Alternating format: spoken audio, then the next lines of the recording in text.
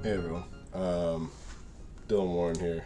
I'm going to give you a deck profile for a deck I recently took to locals, and I went 4-0, got first place with. This is a leader that hasn't seen a ton of play, but we get to play a broken card in the deck, and that's why it's good. So, if you haven't seen Blue Boujack before, his ability, these blue Bojacks are all going to have this one cost combo. So he reduces the cost of those in hand by one. It's relevant because you can't combo with some of these pieces off board that did come up. Activate battle once per turn. You can choose a mono blue Bojack Brigade in your energy, use it in combo, and then place the top card of your deck in energy and rest mode. This is why we cut Overwhelm, just because we don't ever want to hit a non-blue card. Awaken when your life is 3 or less, or you have a blue unison play with special cost of 4. You can draw 2 cards, untap 1 energy, and flip this card over. Backside, same ability, except he gets this once per turn. Pay 1 blue. You can choose 1 card in your hand, discard it. You can only activate blue card skills from your hand and can't activate counter skills from your hand for the turn, and untap 4 mono blue energy. So this one doesn't come up too often. I did use it once during the tournament. So one thing I like about this leader, going back to set 2 trunks, which is the first deck I won a major event with, Florida Regional. I like leaders personally that have an ability you can activate on the front, flip to the back, and then use the ability. So one cool thing about this, you can activate battle on the front, flip, activate battle on the back during the same combo step. So it gives you a little bit of value on one swing. And I'll just kind of go through each card, tell you why it's in the deck. God Seal, you can counterplay, you have unison 2 or more markers, bounces any card. Arguably the best counter in the whole game. It ends up being free. The only reason we won 2 is because we don't play a unison until turn 4. And for that reason, we don't want to draw like 4 of them on turn 1. Sensu Bean, almost needed to be played in every blue deck. It gives you defensive options, offensive options, untaps energy, very good. Blue Unison, a lot of people are calling for this to be banned. It's extremely good. Double strike blocker. We don't draw a lot in the deck, so this +0, draw 1, and at the end of the turn you untap him and untap energy. It gives us draw power that we normally don't have in the deck. So a lot of the times, like I was able to win at 8 life because I played my unison, awakened while I was at 8 life still, and finished the game without ever taking damage. So we need to see a unison for awaken. We don't want to go to 3 life. Okay. Same reason we played Zeno super combo. You don't get a ton of value off the draw super combos if you never go to 4 life. So we try to stay at a high total, and this helps us fix our energy. Sometimes if you keep activating your ability and you never hit a Bojack card off the top of your deck, you run out of Bojack cards in your energy. So Zeno Super Combo helps us fix that back to make our Galactic Busters and our ability live. Because this ability doesn't do anything if you don't have a Bojack Brigade in your energy.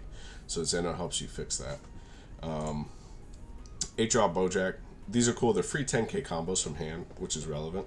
And then from the energy, it's a big defensive tool. When you combo with it, you can tap 4. That comes into play in rest mode. You draw 1 bottom deck of opponent's battle card, so it's board clear. If they swing at your leader, you untap an energy and tap down 1 of theirs. And then it's dual attack double strike 30k, so on the crackback, it's a finisher.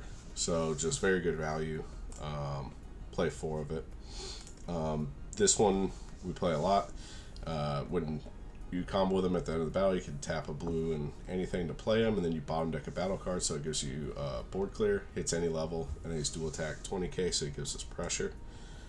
This is our draw power. When it's used in combo from your energy, draw card. So a lot of times you want to charge this on turn 1 and turn 2 to get your draw power, and then start charging these. Beto, he just gives us a little bit of pressure. When he's played draw a card, once per turn you can tap 1.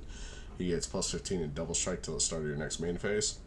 Activate battle, you can do it on your opponent's turn too. So sometimes he would be at 15k because he keeps it till the start of your next main phase. And then people would swing at him to clear him. One, they would forget he's at 15k. And then 2, you can tap an energy on defense as well.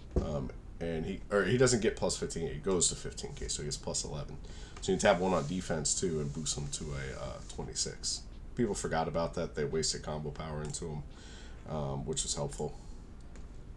This guy, we only play 3 because he's unique. When you combo with him, you pay 1, play him at the end of the battle. If it's your opponent's turn, untap 1. So he's almost like a free play. He's critical. Activate main. You can tap 1, bottom deck a opponent's card with 3 or less. So this helps clear small things, and he gives us crit pressure. So I'll skip ahead to this guy because he also gives us crit pressure. He, just like the Beto, can tap 1 plus 11k till the start of your next main phase, but instead of double strike, he gets crit. When he's played, you look at the top 5 cards of your deck. He gets a 3 or less Boujack or a Unison with a specified cost of 4. So I goofed on this the first couple times I used it because I didn't realize I could grab Unison. So it's even so much better than I thought. So the cool thing about your Boujack leader is you don't have to do this on your lead. So a lot of times early in the game, I never swing with my leader. I swing with this guy and I swing with this guy. And then I use my combo ability to combo like a Zangya. So ideally, like turn 1, if I'm going second, I'll charge Zangya, play Gokua, and then on the next swing, I'll go swing, tap Zangya. He becomes a 15k crit, leader ability, combo her, draw a card, he's a 20k crit. And then you just don't swing with leader, and you only just crit pressure your opponents. So a couple of people played like slower against me, and I was able to crit them down. And you know, they changed their game plan game 2, but then, you know, so would I. I'd either go more aggressive, more defensive based on what they were doing. One of these Gokuas, just because it was a 4th one of these until I realized he was unique. So this one's just a 20k body, and when you play him, you can bottom deck a 1 or less on your opponent's side of the board. Just gives us 1 more Boujack card to hit off the top. And I switched it out for a 4th one of those just because of the unique. Baby Hatchiak, because it's the best blue SCR. Stuffs our opponent's turn. Sometimes you want to finish the game and you got a bunch of pesky counters you got to get through. So these apes, I like them in most blue decks to help you finish for the counter ability. And counterplay can be relevant too. You can bounce a 7 or less instead of being played. And it's also barrier clear. So when it's played, you can draw 1 card and bottom deck a card ignoring barrier. So a lot of our other board clears, like these guys, can't hit barrier cards. Ape also gives us an option to do that. I was able to clear some poutines and things.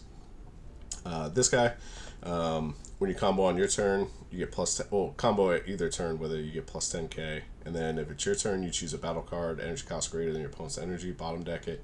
If it's your opponent's turn, you draw 1 card and then bottom deck or 2 or less. So the thing is, we always end up having extra energy. So these on defense are really good because they're almost free. They give you 10k and then they draw, so they replace themselves. So they're almost like a free 10k combo power. I wanted to put 4, but I want to keep the deck down. We're at 52 cards. This felt right.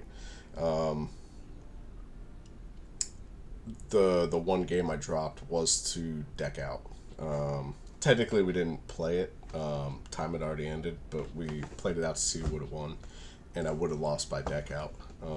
So 52 is right. If you go too high, you miss your unisons and things. Galactic Buster is the broken card that makes the deck good. They errated it here. You can see to Boujack Brigade only. But this gives you free combo power, untaps your energy, draws you a card. It's amazing. So you combo with a Boujack for free from your energy, draw a card. This is untapped, and then at the end of the battle, you tap it. So it gives you a free energy.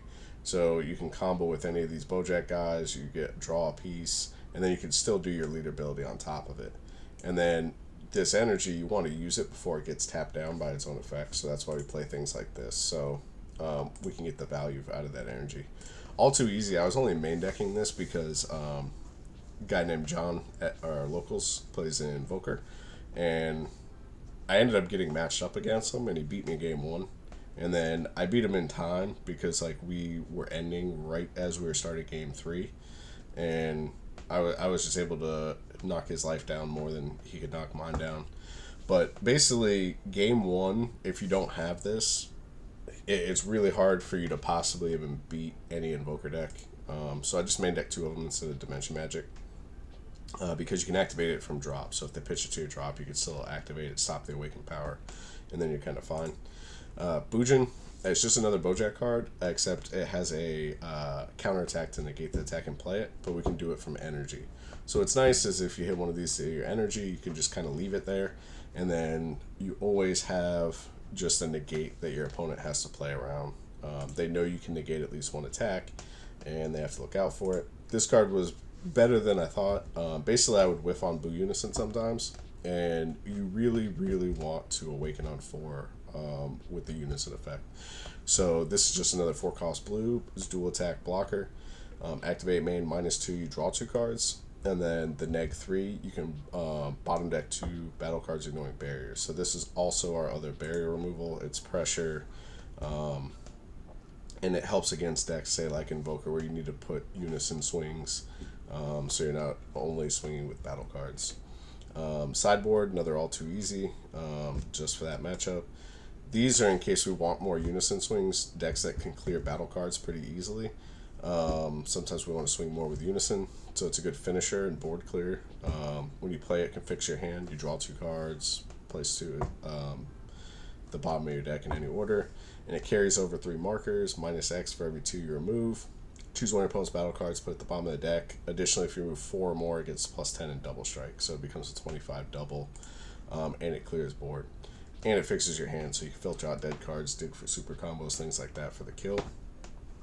4 Dirty Burst, a lot of red U7 at my locals. You maybe don't need 4 if you don't have a lot. The deck's super beatable without it, but this helps it even more, because they can't swing with their 8-drop and their SCR. And realistically, if you stop them from swinging with those, you're not too scared of the deck with this matchup. So as long as you can play the Dirty Burst and counter their big guys, you're probably pretty fine. During Survival Fist, we do have some people who run Turning the Tide main board at my locals. This just guarantees they're not going to hit it on you game 2, or they'll be too scared to play it if they know you sideboard this. It's literally just for that card. This is just for Sin, a couple Sin players occasionally. Stops them from doing their ult. If your opponent has 5 or more energy, they can't play cards with their leader skill, so they can't do their tap 6, play 7 Shadow Dragons. Heroic Prospect. This, I just ran out of room, and I had 1 extra slot, and I was thinking what I would put in there. Every once in a while, people play something like Dark Brawly or Red Brawly, and this just kind of gives you a good defensive card, and it was extra piece. Probably should have been a 4th one of these. I didn't have these in the sideboard at the tournament. I figured I would just try to dodge Hand Destruction. Since you don't draw on leader, Hand Destruction is your worst matchup. I didn't even have these in the side. In round 1, I played against another guy named Dillon from our locals. He was playing OG Brawly. Destroyed me game 1, drew really bad game 2. Game 3 was just a good game, and I was able to pull it out. But for Hand Destruction, you have to have a sideboard. Otherwise, you probably lose to it. It's just really, really tough to beat when you can't draw. But this deck is very good. Very solid in the current meta. And most of the price is on this Baby Hatch, which you could sub for like a Kai Secret Rare or Pan, because you do play enough battle cards out. But outside of that, the deck's pretty cheap. So like most of this is like 220, and the rest of the deck eats up the rest of that cost. Very fun, very solid in the meta. Good thing if you want to mix it up, play something different that can still compete with all the meta decks right now. Shout outs to Stage 0. Follow for content. Check out the decks we got. And keep coming back.